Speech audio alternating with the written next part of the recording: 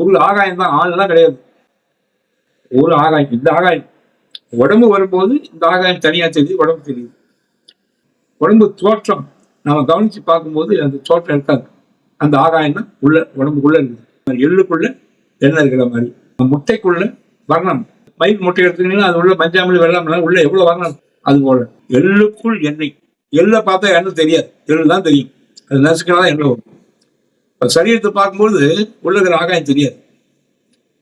இந்த சரீரத்தை கவனமா கூர்ந்து பார்த்து நசுக்கினா உள்ள இருக்கிற ஆகாயம் தெரியும். அதுதான் நம்ம வடிவம். நாம ஒரு மயமா மாறி தெரியுது. ஒரு மோதிரம் பாக்குறீங்க, அதுல மோதிரம் பேர் இருக்குது, அந்த உருவம். அந்த மோதிரம் தங்கத்தால் செய்யப்பட்டது. தங்கத்தை விட்டுட்டு அந்த மோதிரங்கிற பேரையே அந்த வடிவத்தை அப்பால் எடுத்து வைக்க முடியாது. ஏன் வைக்க முடியாது? தங்கம் தான் உண்மை. அந்த வடிவர்கள மோதிரம் வடிவமும் அந்த பேரும் நாம கற்பனையா சொல்றோம். கற்பனையா ஒன்று செய்யறோம், பட்டமாக்கலாம். தங்கத்தை மோதிரம் போல செய்யலாம். தங்க மோதிரம் சொல்றோம், சரி தங்கத்தை மோதிரம் மோதிரத்தை வைக்க முடியாது. அது உருநாமம். தங்கமே தான் மோதிரமா இருக்கிற மாதிரி உன் உடல்ல இருக்கிற வெளி அதுதான் புறத்துல காட்சியா இருக்கு.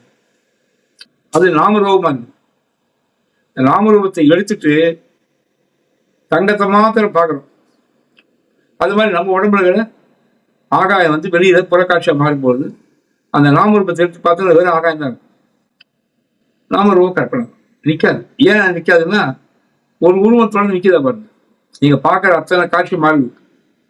மாறுவதற்கு உட்பட்டது உண்மையா இருக்காது. மாறாதுதான் உண்மை. எது மாறாது? நான் மாறாது. நான் விழித்திருந்தேன், நான் கனவு கண்டேன், நான் தூங்கினேன். விழித்திருக்கிறது வேற தோற்றம், கனவு வேற தோற்றம், தூங்குறது ஒரு நிலை. 3 இடத்துல நான் பொதுவா இருக்கு. அது மட்டும்தான் நிஜம்.